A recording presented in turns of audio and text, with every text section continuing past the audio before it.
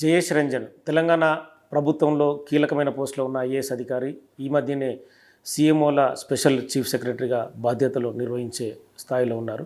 ప్రస్తుతం జయేష్ రంజన్ బిగ్ టీవీతో ఉన్నారు. నమస్తే అండి. నమస్తే అండి. మీరు కొత్త బాధ్యతలు మీకు వచ్చాయి. మీకు అదనంగా మిస్ వరల్డ్ పోటీలకు సంబంధించి కూడా మీరే అంటే చాలా షార్ట్ పీరియడ్ టైం ఉంది. నిర్వహణ ఎలా ముందుకు తీసుకెళ్తారు? రెండు ఉన్నాయి. ఒకటి ఏముంది అంటే మిస్ వరల్డ్ కార్యక్రమం ఏర్పాటు చేయడానికి గౌరవ ముఖ్యమంత్రి గారు సుమారు ఒక నెల క్రితమే ఒక కమిటీ ఏర్పాటు చేసి ఉన్నారు. సో కమిటీలో ఇప్పుడున్న చీఫ్ సెక్రటరీ గారు చైర్మన్గా, నేను వైస్ చైర్మన్గా, ఇంకా 2-3 అధికారులు ఉన్నాము. సో మేమందరూ 5 గత ఒక నెల నుంచి ఈ మిస్ వరల్డ్ కార్యక్రమం నిర్వహణలో టూరిజం శాఖకి అన్ని రకంగా సహాయ సహకారం చేయించడం, రివ్యూస్ చేయించడం అవన్నీ గత నెల నుంచి జరుగుతూ ఉంది. సో నాకు ఈ పోటీ మీద మంచి అవగాహన ఉంది. డిపార్ట్మెంట్ పరంగా ఎట్లాంటి ప్రణాళిక వేస్తూ ఉన్నారు, ఎట్లాంటి చర్యలు తీసుకుంటూ ఉన్నారు అవన్నీ ఐడియా ఉండింది. సో చాలా సడన్గా అకస్మాత్తుగా ఈ పోటీలో ఈ నిర్వహణలో దిగడం అట్లాంటిది లేదు, ఐడియా ఉంది. బట్ చిన్న లాస్ట్లో కొన్ని అసంపూర్తిగా కొన్ని మిగిలిపోయి ఉంటాయి. వాటన్నిటి మీద దృష్టి సాధించి వాటన్నిటిని ఒక స్థాయికి తీసుకురావడం, అంటే 6వ తేదీ నుంచి మిస్ వరల్డ్ కంటెస్టెంట్స్ హైదరాబాద్కి రావడం మొదలవుతుంది. వాళ్ళని ఎయిర్పోర్ట్లో మంచిగా సత్కారంగా, ఆదరణగా వాళ్ళని రిసీవ్ చేయడం, తర్వాత మంచిగా వాళ్ళ హోటల్స్కి తరలించడం, వాళ్ళకి ఏమాత్రం కూడా అసౌకర్యం కలగకుండా, ప్లస్ రాష్ట్రాన్ని గురించి, హైదరాబాద్ గురించి వాళ్ళ మనసులో ఒక పాజిటివ్ ఇమేజ్, ఒక ఛవి పడినట్టుగా ఇవన్నీ చూసే బాధ్యత ఉంది. అండ్ 10వ తేదీ నుంచి కార్యక్రమాలన్నీ మొదలవుతాయి. ఇనాగ్రేషన్ ఉంటుంది, తర్వాత రకరకాలుగా విజిట్స్ జరుగుతాయి, పోర్టళ్ళు ఉంటాయి, అండ్ చివరిలో 31వ తేదీ ఫైనల్ కార్యక్రమం జరుగుతుంది. సో అంతా పకడ్బందీగా జరుగుతూ ఉంది. 2 రోజుల క్రితం అంటే నిన్నే యాక్చువల్గా గౌరవ ముఖ్యమంత్రి గారు కూడా చాలా సుదీర్ఘంగా దాని మీద రివ్యూ చేసి ఆయనలో ఉన్నటువంటి అభిప్రాయం కూడా మాకు చాలా స్పష్టంగా తెలియపరిచారు. సో ఇప్పుడు అన్ని విషయాల మీద సంపూర్ణంగా మాకు స్పష్టత ఉంది. అండ్ అదే దిశలో ఒకటి తర్వాత ఒకటి అన్నీ చేసుకుంటూ వెళ్తున్నాం. ఈ కార్ రేసింగ్ మిస్ వరల్డ్ పోటీలు అనేది కొంత డిఫరెన్స్ ఏంటి? అసలు ప్రజల్లో కూడా సరైన క్లారిటీ లేదు. అంటే దీనిపైన కూడా మిస్ వరల్డ్ అంటే ఎందుకు నిర్వహిస్తున్నారనే దాని మీద కూడా మీరు రెగ్యులర్గా చూస్తున్నారు. మిస్ వరల్డ్ హైదరాబాద్లో నిర్వహించే వెనుక ఒకే ఒక కారణం ఉంది. హైదరాబాద్ టూరిజంని అంతర్జాతీయ స్థాయిలోకి తీసుకువెళ్ళడం. సో ఈరోజు వాస్తవికత ఏముంది అంటే, నేను ఎన్నో దేశాలకి ఐటీ సెక్రటరీగా, ఇండస్ట్రీ సెక్రటరీగా వెళ్ళేవాళ్ళు. సో ప్రతి దగ్గర నాకు ఒకటే అనిపిస్తూ ఉండింది, దట్ విదేశీయ పర్యాటకాలకి మన ఇండియాకి రావాలి అనే చాలామందికి మంచి ఉత్సాహం ఉంది. కానీ ఇండియా అంటే జస్ట్ 2-3 ప్రాంతానికి వాళ్ళు పరిమితం అవుతారు. వాళ్ళకి తాజ్మహల్ చూడాలి, ఆగ్రా, జైపూర్, ఢిల్లీకి వెళ్ళాలి. కొంతమందికి గోవాలో మంచి బీచ్లు ఉన్నాయి, అట్లా కొంతవరకు అవగాహన ఉంటుంది. ప్లస్ కేరళ గురించి ఈ మధ్యలో చాలా భారీ స్థాయిలో ప్రచారం జరిగింది. సో ఈ 3 తప్ప భారతదేశంలో ఇంకా ఏమీ లేదు. అండ్ ఎవరైనా ఏదైనా చెప్తా ఉన్నా కూడా అక్కడ వాస్తవంగా అంత సౌకర్యంగా టూరిజం జరగదు. అక్కడ చాలా గందరగోళంగా ఉంటుంది. సురక్షితంగా మంచి అనుభవం పొంది మంచిగా ఎంజాయ్ చేసుకుంటూ టూరిజంకి సంబంధించిన ప్రాంతాలు ఇండియాలో ఈ 3 ఉన్నాయి. ఆగ్రా, జైపూర్, ఢిల్లీ ఒకటి, గోవా ఒకటి, కేరళ ఒకటి. సో వీటి నుంచి వాళ్ళ మనసుని ఇంకా ఒక రకంగా, హైదరాబాద్లో కూడా, తెలంగాణలో కూడా చాలా ఉన్నాయి. మీకు గోవాలో, ఆగ్రాలో ఏమి, కేరళలో ఏం దొరుకుతుందో ఇంచుమించుగా అవన్నీ ఇంకా మంచిగా మీకు తెలంగాణలో దొరికే కూడా అవకాశం ఉంది. సో అంతర్జాతీయ స్థాయిలో టూరిజంని మనము ఒకేసారి చాలా తక్కువ వ్యవధిలో మనము క్యాప్చర్ చేయాల్సిందిగా ఉంటే ఇట్లాంటి అనివార్యం. అంటే స్లోగా ఏదో 100 సార్లు మనము 100 మీటింగ్స్కి వెళ్ళి తెలంగాణకి రండి, తెలంగాణలో ఇది అద్భుతం ఉంది, ఇది గౌరవం ఉంది, అది పనికి రాదు. సో ఒకసారి ఒక చాలా గ్లోబల్ ఈవెంట్ని మనము దాంట్లో అడుగు పెట్టి Telangana is hosting miss world అట్లాంటి నినాదంతో మనము ముందుకి వెళ్తే చాలామంది చాలా ఆశ్చర్యపడతారు. ఏంటి ఇది గోవా కాదు, ఆగ్రా కాదు, ఢిల్లీ కాదు, హైదరాబాద్లో ఇది జరుగుతూ ఉంది, ఏంటి హైదరాబాద్, ఇక్కడ ఏముంది, ఏం వ్యవస్థ ఉంది చాలామందిలో. సో 10 సంవత్సరాలు 20 సంవత్సరాలుగా నెమ్మగా మనము చేసే కృషిని మనము ఒకేసారి ఒక విస్ఫోటం మాదిరిగా ఈ ఇలాంటి కార్యక్రమం ద్వారా మనము ముందుకు తీసుకువెళ్ళగలం. చిన్న ఇష్యూ ఏం లేదు. నిన్న స్మితా సబర్వాల్ గారు తను ఈ పోస్టులకు వెళ్ళి బయటకు వెళ్ళిన తర్వాత ఒక పోస్ట్ పెట్టారు ట్విట్టర్లో. సో నేను ఇన్ని నెలలు కష్టపడ్డాను, ఈ ఇష్యూని ముందుకు తీసుకెళ్లాలని ప్రయత్నం చేశాను, కానీ భగవద్గీతల ఒక పద్యాన్ని తీసుకొస్తూ అంటే కర్మ ఎవరిని వదలదనే ఇష్యూస్ని తీసుకొచ్చారు. నో సో అందరికీ అభిప్రాయం ఉంటుంది. సో వాళ్ళు ఏ నేపథ్యంలో బదిలీ అయ్యారు అవన్నీ మన అందరికీ తెలుసు. బట్ ఆమె ఈ సమర్థవంగా ఈ మిస్ వరల్డ్ని కంప్లీట్ చేసేది, ఆమె లేకపోతే అంత కూలిపోతుంది, అట్లాంటి పరిస్థితి లేదు. నేను కూడా చాలా పెద్ద పెద్ద ఈవెంట్స్ చేసి ఉన్నాను. గ్లోబల్ ఆంటర్‌ప్రెన్యూర్‌షిప్ సమ్మిట్ నా ద్వారానే జరిగింది. ఇవాంకా ట్రంప్ అనే ప్రెసిడెంట్ ట్రంప్ వాళ్ళ కూతురు పెద్ద అమెరికన్ డెలిగేషన్తో వచ్చారు. టోనీ బ్లేయర్ వాళ్ళ భార్య చెరీ బ్లేయర్, అందులో కూడా 90 దేశాల నుంచి ప్రతినిధులు వచ్చారు. నాకు కూడా ఇట్లాంటి కార్యక్రమం చేసే మంచి అనుభవం ఉంది. ఎన్నైనా నేను చేసి ఉన్నాను. సో నాకు అంటే ఆమె లేకపోతే ఈ ఈవెంట్ ముందుకి జరగదు, సరిగా జరగదు, అట్లాంటి ఏమాత్రం కూడా ఎవరో మన వరి అవ్వాల్సిందిగా అవసరం లేదు. ప్లస్ టూరిజం రంగంలో నాకు కూడా మంచి అనుభవం ఉంది. ఉమ్మడి రాష్ట్రంలో నేను 4 సంవత్సరాలు టూరిజం సెక్రటరీగా పనిచేశాను. సో ఈ పోస్ట్ నాకు కొత్త ఏం కాదు. ఒక రకంగా నేను రెండవసారి ఈ చైర్ దగ్గర నేను వచ్చి కూర్చుంటున్నాను. సో ఏమాత్రం కూడా అంటే ఆమె మంచిగా వర్క్ చేసింది, ఆమె వర్క్ చేయలేదు అనేది కాదు. బట్ ఆమె లేకపోతే ఏమీ ఫర్దర్గా జరగదు, అంత గందరగోళంగా అయిపోతుంది, అట్లాంటి కూడా పరిస్థితి లేదు. పారిశ్రామికంగా తెలంగాణని అభివృద్ధిలోకి తీసుకెళ్లాలని చెప్పి అందులో జయేష్ రంజన్ పాత్ర కూడా చాలా ఇదిగా ఉంది. అంటే దావోస్ కానీ, మిగతా దేశాల పర్యటన, జపాన్ కానీ, సో ఎట్లా ఉంది అంటే అక్కడ నుంచి రెస్పాన్స్ కానీ, ఇక్కడికి వచ్చే ఇండస్ట్రీస్, వచ్చే కంపెనీస్ కానీ? రెస్పాన్స్ మంచిగానే ఉంది. మనము గత సంవత్సరంన్నర నుంచి చూస్తున్నాము అన్ని జాతీయ స్థాయి పెద్ద కంపెనీసు, అంతర్జాతీయ కంపెనీస్కి కూడా తెలంగాణలో పాలసీస్ ఇంకా మెరుగుగానే ఉన్నాయి. రాష్ట్ర ప్రభుత్వం ఇంకా సమర్థవంగా ఈ ఇన్వెస్ట్మెంట్స్ని అమలు చేసే విధానం పెట్టింది. మానిటరింగ్ చాలా చాలా సూక్ష్మంగా ఉంది. ముఖ్యమంత్రి స్థాయి నుంచి మానిటరింగ్ జరుగుతూ ఉంది. సో ఎవరికి ఈరోజు తెలంగాణ మీద ఇది మన ప్రభుత్వం మారింది కాబట్టి మేము కూడా వేరే ఎక్కడో చూడాలి, అట్లాంటి ఒక 1% కూడా ఎవరిలో అట్లాంటి అపనమ్మకం లేదు. వాస్తవంగా చెప్తే గతానికంటే కూడా ఎక్కువ వేగంగా, మొమెంటంగా ఇన్వెస్ట్మెంట్స్ వస్తున్నాయి. ప్రతి ట్రిప్ అయిన తర్వాత ఎవరితో మేము మాట్లాడాము, వాళ్ళు ఎంత పెట్టుబడి పెడుతున్నారు, ఇవన్నీ బహిరంగ చెప్తున్నాము. అండ్ ఈ విదేశీ ట్రిప్సే కాకుండా మధ్య మధ్యలో కూడా మంచి ఇన్వెస్ట్మెంట్స్ వస్తున్నాయి, ఎంఓయూస్ జరుగుతున్నాయి. గౌరవ ముఖ్యమంత్రి గారి సమక్షంలో, మంత్రి గారి సమక్షంలో కూడా ఎంఓయూస్ జరుగుతున్నాయి, గ్రౌండింగ్ జరుగుతూ ఉన్నాయి. ఈరోజే నేను ఉదయం ఒక మన ఎలక్ట్రిక్ బ్యాటరీకి సంబంధించిన ఒక సంస్థ వాళ్ళు కరెక్ట్గా 14 నెలల క్రితం మా దగ్గర నుంచి ల్యాండ్ పొందారు. అండ్ ఈరోజు 14 నెలల తర్వాత వాళ్ళ ఫ్యాక్టరీ ఇనాగ్రేషన్ జరిగింది. వాళ్ళు 5 గిగావాట్ కెపాసిటీతో ఇక్కడ ఫ్యాక్టరీ నిర్మాణం చేశారు. సో హైదరాబాద్ మొమెంటం చాలా మంచిగా ఉంది. అండ్ నా రోల్ పూర్తిగా మారలేదు. నేను రోజువారీగా నేను నిన్నటి వరకు special chief secretary IT and ఇండస్ట్రీస్లో ఉన్నప్పుడు ఇన్వెస్ట్మెంట్స్ ఖచ్చితంగా నేను చూసేవాళ్ళు. కానీ కొన్ని రోజువారీగా సపోజ్ ఒక స్టాఫ్కి లీవ్ కావాలి, ఒక స్టాఫ్కి ప్రమోషన్ ఆగిపోయింది, ఎవరో ఇన్సెంటివ్స్ రాలేదు, వాళ్ళు కోర్టుకి పోయారు, ఇట్లాంటివి కూడా చాలా జరిగేది. చాలా సమయం దాంట్లో కూడా నాది పోయేది. ఇప్పుడు అట్లాంటి రోజువారీగా కార్యక్రమం కాకుండా చాలా స్ట్రాటజిక్గా రాష్ట్రానికి ఇన్వెస్ట్మెంట్స్ చాలా ముఖ్యంగా ఉంటుంది.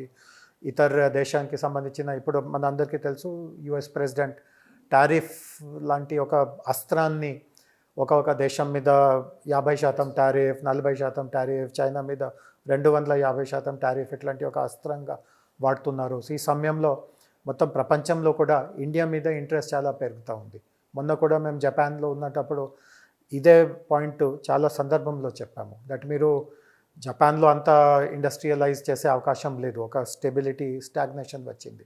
వాళ్ళు మొన్నటి వరకు ఇండోనేషియా, వియత్నాం, థాయిలాండ్, మలేషియా ఇట్లాంటి దేశానికి వెళ్ళి వాళ్ళు పెట్టుబడి పెడతా ఉంటే వాళ్ళకి చెప్పడం జరిగింది, ఇప్పుడు ఉన్న టారిఫ్ యుద్ధంలో భారతదేశానికి వాటి కంటే ఎక్కువ అడ్వాంటేజ్ ఉంది.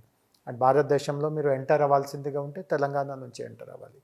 సో ఇట్లాంటి ఎక్కడైనా మనకు అవకాశాలు దొరుకుతూ ఉంటే, ఎక్కడైనా మనకు ఈ కంపెనీస్ని ఇండియా వైపు, తెలంగాణ వైపు మనము వాళ్ళని ఆకర్షించుకోగలము. ఇట్లాంటి ఆ స్ట్రాటజిక్ రోల్ నేను సీఎం ఆఫీస్లో కూడా నిర్వహించుకుంటూ ఉంటాను. సో సీఎం ఆఫీస్లో నా టైటిల్ ఉంది investment and industries and speed. So investment and industries అంటే మీనింగ్ ఇదే ఉంది. చాలా కీలకమైన ఇండస్ట్రీస్ ఏదైనా ఉంటే, ప్లస్ 12 సంవత్సరాల నుంచి నాకు ఇండస్ట్రీలో అందరూ పెద్దలతో పరిచయం ఉంది, అన్ని సంస్థలతో పరిచయాలు ఉన్నాయి. డావోస్లో నిర్వాహకులు ప్రతి ఒక్కరూ అంటే నన్ను ఒక రకంగా నమ్మకంగా చూస్తారు. సరే ఆయన వచ్చారు, ఆయన ఏదో చెప్తా ఉంటే సీరియస్గానే చెప్తా ఉంటారు, ప్రభుత్వ బ్యాకింగ్ ఆయనకి ఉంటుంది. సో అట్లాంటి పునాదిని మనము వేస్ట్ ఎందుకు చేయాలి? సో చీఫ్ మినిస్టర్ గారి ఆలోచన ఇదే ఉంటుంది. అంత గట్టిగా మనకు వ్యవస్థ ఉంటే దాన్ని మనము ఇంకా రాష్ట్ర ఉపయోగాని కోసం ఇంకా ఉపయోగించుకోవాలి. సో అది ఒక భాగం ఉంది. ప్లస్ స్పీడ్ అనే రెండో మన సెల్ కూడా అక్కడ ఉంది. గత సంవత్సరంన్నర కాలంగా ప్రభుత్వం ఏర్పడిన తర్వాత ముఖ్యమైన విజయాలు జయేష్ రంజన్ నేను సాధించానని చెప్పుకోవడానికి ఏమైనా ఉన్నాయి? అంటే ప్రత్యేకంగా ఒకటి రెండు ఏం చెప్పలేము, బట్ ఒకటి కొన్ని సంతృప్తికరమైన విషయాలు ఏమున్నాయి అంటే కొన్ని భారీ ఇన్వెస్ట్మెంట్స్ మనకు వచ్చినాయి.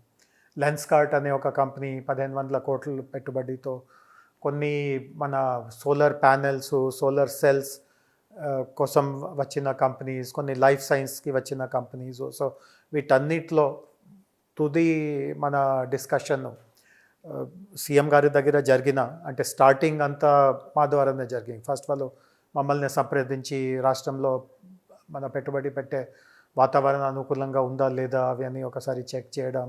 దెన్ చివరిలో మన రాష్ట్ర నాయకులు, ముఖ్యమంత్రి గారు, మినిస్టర్ గారు దగ్గరికి వెళ్ళి వాళ్ళ నుంచి కూడా ఒక ఆశ్వాసనం పొందడం అవన్నీ జరిగింది. రెండవది, ఈ మధ్యలో గత సంవత్సరంన్నరలో ఇంకొక చాలా ఒక రకంగా చెప్తే హిస్టారిక్ విజయాలు మనకు జీసీసీ రంగంలో వస్తూ ఉంది. టెక్నాలజీలో ఈరోజు కొత్త ఉద్యోగం కల్పనలో, కొత్త పెట్టుబడి రావడంలో జీసీసీస్ ఒక చాలా ముఖ్యమైన పాత్రత్వం పోషిస్తూ ఉన్నాయి. సో గత సంవత్సరంన్నరలో కూడా కనీసం ఒక డజన్ పైన మనకు చాలా పెద్ద పెద్ద జీసీసీస్ తెలంగాణకి వచ్చినాయి, హైదరాబాద్కి వచ్చినాయి. అండ్ అందులో కూడా చాలా సందర్భంలో మొదటి చర్చ నా ద్వారానే మొదలైంది. ఆ కంపెనీ గురించి ఎక్కడో నుంచి, నా నెట్వర్క్లో ఎక్కడో నుంచి తెలిసింది దట్ వాళ్ళు ఇండియా గురించి ఆలోచిస్తూ ఉన్నారు. తర్వాత వెతుకొని ఆ కంపెనీలో ముఖ్యమైన డిసిజన్ మేకర్స్ ఎవరు ఉన్నారు, వాళ్ళ మెయిల్ ఐడి ఎక్కడ ఉంది, వాళ్ళ ఫోన్ నెంబర్ ఎక్కడ ఉంది, వాళ్ళని కాంటాక్ట్ అవ్వడం. అండ్ చివరిలో వాళ్ళు ఖచ్చితంగా మీరు హైదరాబాద్లోనే ఉండాలి, అట్లా వాళ్ళలో ఒక రకంగా విశ్వాసం కలిగించడం. ఇట్లాంటి కొన్ని మంచి సక్సెస్ ఈ గత 16 నెలల్లో మనము చూడగలము. ఇప్పుడు చిన్న మరియు మధ్యతరహా పరిశ్రమలు తెలంగాణలో పెట్టుబడి పెట్టడానికి ముందుకు వస్తుంటాయి. సో వాళ్ళకు ఎలాంటి ప్రోత్సాహాలు అందించడానికి మీ శాఖ ముందు ఉంటుంది? చాలామందికి తెలుసు, గత మొదటి 10 సంవత్సరంలో మనకు ఒక ఇండస్ట్రియల్ పాలసీ ఉండింది. బట్ వాస్తవికత ఏముంది అంటే ఆ ఇండస్ట్రియల్ పాలసీ నుంచి ఎక్కువ లాభము పెద్ద పెద్ద కంపెనీస్కి వెళ్ళినాయి. అండ్ మధ్యతర కంపెనీ, సూక్ష్మ కంపెనీస్కి దాంట్లో కొంత ఉండింది, బట్ సంపూర్ణంగా అంటే ఒక పెద్ద కంపెనీకి సమానంగా వాళ్ళు లబ్ధి పొందలేకపోయారు. సో ఈ లోటుని మన ముఖ్యమంత్రి గారు, మినిస్టర్ గారు వాళ్ళందరూ గమనించి వాళ్ళు కొత్తగా చేరినప్పుడు నాకు క్లియర్గా చెప్పారు దట్ ఎంఎస్ఎంఈస్ కోసం ఒక వేరే పాలసీ తీసుకురావాలి. ఆ పాలసీ తీసుకురావడం జరిగింది. సుమారు ఒక 6 నెలల క్రితం ఆ పాలసీ కూడా విడుదల చేయడం జరిగింది. సో కొన్ని మనకు దానివల్ల ఉదాహరణకి నేను చెప్తాను. ఈరోజు నేను ఉదాహరణ చెప్పాను, ఉదయం నేను వెళ్ళి సిగ్నీ అనే ఒక కంపెనీ ఉంది, వాళ్ళ కంపెనీ కొత్త ఫ్యాక్టరీని ఇనాగ్రేషన్ చేశాను. సో వాళ్ళు అక్కడ చెప్తా ఉన్నారు దట్ కొన్ని కాంపోనెంట్స్ మేము తయారు చేస్తున్నటువంటి బ్యాటరీస్కి సంబంధించిన కొన్ని కాంపోనెంట్స్ మేము బెంగళూరు నుంచి, కొన్ని పూణే నుంచి, నాసిక్ నుంచి, అక్కడ నుంచి సప్లయర్స్గా తీసుకువస్తున్నాము. సో వాళ్ళకి నేను ఒక 5 నిమిషాలు మా ఎంఎస్ఎంఈ పాలసీ ఎట్లా ఉంది దాని గురించి వివరించాను. అండ్ వాళ్ళకి చెప్పాము, మీ సప్లయర్స్ని ఇక్కడికి తీసుకురాగలితే మీకు ఏం బెనిఫిట్ మేము ప్రభుత్వ పరంగా ఇచ్చాము. మీ సప్లయర్స్ వాళ్ళు చిన్న కంపెనీస్ ఉండవచ్చు, మీడియం స్కేల్ కంపెనీస్ ఉండవచ్చు, బట్ సేమ్ బెనిఫిట్స్ వాళ్ళకి కూడా వస్తాయి. సో ఖచ్చితంగా వాళ్ళతో కూడా మమ్మల్ని లింక్ చేయించి వాళ్ళని కూడా హైదరాబాద్కి, తెలంగాణకి వస్తున్నట్టుగా మనము చూడాలి. సో ఇట్లాంటి ప్రత్యేకత ఉంది. బెంగళూరుతో మనం పోటీ పడుతున్నాం, కానీ నెంబర్ 1 పొజిషన్కు వెళ్ళడానికి కొంత టైం పడుతున్నట్టుంది. అంటే ఎందుకు తేడా? బెంగళూరుకి, హైదరాబాద్కి తేడా ఏముంది అంటే 15 సంవత్సరాల ముందే వాళ్ళు ఐటీలో అడుగు పెట్టారు. సో ఎవరైనా 15 సంవత్సరాల ముందు అడుగు పెట్టి ఉంటే ఖచ్చితంగా సైజ్ పరంగా వాళ్ళు మనకంటే చాలా పెద్దగా ఉంటారు. సో అది వాస్తవమే. బట్ గత కొన్ని సంవత్సరాల పరిస్థితి చూస్తే బెంగళూరు కంటే గ్రోత్ మనకు ఎక్కువ ఉంది. కొత్త ఐటీ ఉద్యోగాలు సమర్చుకుంటడం కానీ, కొత్త పెట్టుబడి రావడం కానీ, కొత్త కంపెనీస్ రావడం కానీ, వీటన్నిటిలో బెంగళూరు కంటే మనకే ఎక్కువ అభివృద్ధి జరుగుతుంది. సో రాను రాను ఆ గ్యాప్ తగ్గుతూ ఉంది. నాకు గుర్తు ఉంది 2014లో తెలంగాణ ఏర్పడినప్పుడు బెంగళూరుకి మనకు తేడా 3 రెట్లు ఉండింది. మన సైజ్ ఎంత ఉంటే వాళ్ళ సైజ్ 3 రెట్లు ఎక్కువ ఉండింది. ఇప్పుడు లాస్ట్ ఇయర్ ఫిగర్స్ నేను చూశాను, ఆ తేడా 2.1 టైమ్స్కి తగ్గింది. 3 టైమ్స్ నుంచి 2.1కి తగ్గింది. అండ్ నాకు విశ్వాసం ఉంది, నేను ఇందాక జీసీసీస్ గురించి చెప్పాను, ఆ మొమెంటం చాలా పెరుగుతూ ఉంది. సో ఇంకా ఒక 5-9 సంవత్సరాల్లో మనము ఆల్మోస్ట్ బెంగళూరుకి సమానం అయిపోతాం. పక్క రాష్ట్రం అమరావతి డెవలప్ అవుతుంది అంటే వాళ్ళు డెవలప్ అయిన తర్వాత ఐటీ ఇండస్ట్రీస్ వల్ల మనకి ఏమైనా పోటీ ఉండే అవకాశం ఉంటుందా? అమరావతితో నాకు ఉన్న పరిస్థితిలో ఇప్పుడు జీసీసీస్కి కొన్ని 4-5 కావాలి. అంటే వాటన్నిటిని సమగ్రగా ఈకోసిస్టమ్ అంటాము. అంటే ఈకోసిస్టమ్ అడ్వాంటేజ్ ఈరోజు హైదరాబాద్ ఇస్తూ ఉంది. ఈ ఈకోసిస్టమ్ తయారవ్వడానికి 3 దశాబ్దాలు పడినాయి. 3 దశాబ్దాల తర్వాత ఈకోసిస్టంలో అంత పరిపక్వత ఉంది దట్ పెద్ద పెద్ద కంపెనీస్ వాళ్ళు బెంగళూరు వైపు చూడకుండా కూడా ఈరోజు హైదరాబాద్ వైపు వచ్చే పరిస్థితుల్లో ఉన్నారు. సో అమరావతిలో ఇక్కడ 3 దశాబ్దాల్లో సాధించిన ఈకోసిస్టమ్ 1 డే 2 డేలో రాదు. ఇప్పుడు వచ్చే 3 ఏళ్లలో తెలంగాణలో పారిశ్రామిక రంగం కానీ ఐటీ కానీ అభివృద్ధి చెందడం కోసం ఇంకా ఎలాంటి చర్యలు తీసుకోబోతున్నారు? 12.5 సంవత్సరాల్లో ముఖ్యమైన కారణం ఏముంది అంటే అక్కడ కంపెనీస్ ఎవరో వస్తున్నారో వాళ్ళకి 4 అందుతున్నాయి. మిగతా రాష్ట్రాలతో పోలిస్తూ ఉంటే ఈ 4 మంచిగా అందుతున్నాయి. ఒకటి వాళ్ళకి టాలెంట్ దొరుకుతూ ఉంది అండ్ ఆ టాలెంట్లో కూడా కొత్తగా విషయాలు నేర్చుకోవడానికి ఆసక్తి ఉంది. వాళ్ళు కష్టపడి పని చేస్తారు, డిసిప్లిన్ ఉంటుంది, క్రమశిక్షణ ఉంటుంది. సో టాలెంట్ మనము ఒక రకంగా చెప్తే చాలా పర్ఫెక్ట్గా ఇవ్వగలుగుతున్నాము. బట్ ఆ టాలెంట్ని ఇంకా మెరుగుపరచుకోవాలి. మనము ఇంకా వాళ్ళకి శిక్షణ ఇవ్వాలి. రాష్ట్ర ప్రభుత్వం కూడా skills university, young India skills university అదే ఆలోచనతో తీసుకువచ్చింది. అదేవిధంగా వాళ్ళకి ఇక్కడ ఇన్ఫ్రాస్ట్రక్చర్ మంచిగా దొరుకుతుంది. ఇక్కడ ఇండస్ట్రియల్ పార్క్ కావచ్చు, ready to use commercial buildings కావచ్చు, water, power, transport, connectivity, flights, rails అన్నిట్లో ఇన్ఫ్రాస్ట్రక్చర్ మనకు చాలా పాజిటివ్గా ఉంది. అండ్ అన్నిటికంటే ముఖ్యమైన అంశం ఏముంది అంటే గవర్నమెంట్ వాళ్ళని చాలా ఆదరంగా చూస్తుంది. ప్రతి ఒక్కరు మాకు ఇదే చెప్పి వెళ్తారు దట్ మీతో మేము కలుస్తున్నాము, మీ మినిస్టర్తో కలుస్తున్నాము, మీ చీఫ్ మినిస్టర్తో కలుస్తున్నాము, వేరే ఎక్కడో అంతా మాకు యాక్సెస్ కానీ వాళ్ళంతా మంచిగా మమ్మల్ని రిసీవ్ చేయడం కానీ మేము చూడట్లేదు. సో చాలా రెస్పాన్సివ్ ప్రభుత్వం వాళ్ళకి తెలంగాణలో దొరుకుతూ ఉంది. అండ్ ఈ 3 మీద మనం ఇంకా మంచిగా కృషి చేస్తూ ఉంటే 100% తెలంగాణకి వేరే ఏ రాష్ట్రాలతో అసలు పోటీ ఉండదు. ఒక హైదరాబాదే కాకుండా నిజామాబాద్, కరీంనగర్, వరంగల్ లాంటి ద్వితీయ శ్రేణి పట్టణాల్లో కూడా పరిశ్రమల పరంగా డెవలప్ చేయడం కోసం ఇంకా ఎలా మూవ్మెంట్ చేయబోతున్నారు? ఇది కూడా ముఖ్యమంత్రి గారి ప్రణాళిక ఉంది. అండ్ సీఎంఓలో నేను ఈ సబ్జెక్ట్ కూడా దీని మీద కూడా దృష్టి సాధించబోతున్నాను. సీఎం గారు క్లియర్గా చెప్పి ఉన్నారు, రాష్ట్రాన్ని 3 భాగాలుగా చూడాలి. ఒకటి కోర్ అర్బన్ తెలంగాణ, ఒకటి సెమీ అర్బన్ తెలంగాణ, ఒకటి రూరల్ తెలంగాణ. సో ఈ మీరు చెప్పిన టౌన్స్ అన్నీ సెమీ అర్బన్ తెలంగాణ కింద వస్తాయి. అక్కడ ఉద్యోగీకరణ చేసే ప్రణాళిక భిన్నంగా ఉంటాయి. రూరల్ తెలంగాణ ఉద్యోగీకరణ ప్రణాళిక ఇంకొక రకంగా ఉంటుంది. సో అవన్నీ నేను సీఎంఓలో చేరిన తర్వాత వీటన్నిటి మీద దృష్టి పెట్టడం మొదలు పెడతాం. కంచె గచ్చిబౌలి భూముల ఇష్యూలో కూడా పరిశ్రమలకు సంబంధించి డెవలప్ చేయాలనుకున్నారు. సో ఆ ఇష్యూ మీద మీకు చాలా అనుభవం ఉంది. సో దాన్ని ముందుకు తీసుకెళ్ళడం కోసం ఇంకేమైనా ప్రణాళిక ఉందా? సో అది ఇప్పుడు కోర్టులో కేసు నడుస్తూ ఉంది. అది కూడా సుప్రీం కోర్టులో కేసు నడుస్తూ ఉంది. సో దాని గురించి మనం బహిరంగ ఏమీ చెప్పలేము. మొత్తానికి అది తెలంగాణ అభివృద్ధి చెందడానికి అన్ని రకాలుగా ముందుకెళ్తున్నామని చెప్పి జయేష్ రంజన్ చెప్తున్నారు. పరిశ్రమల పరంగా ఖచ్చితంగా తెలంగాణ ముందుకెళ్తుందని చెప్పి చెప్తున్నారు. Signing off, keep watching Big TV. For more videos like this, subscribe Big TV channel.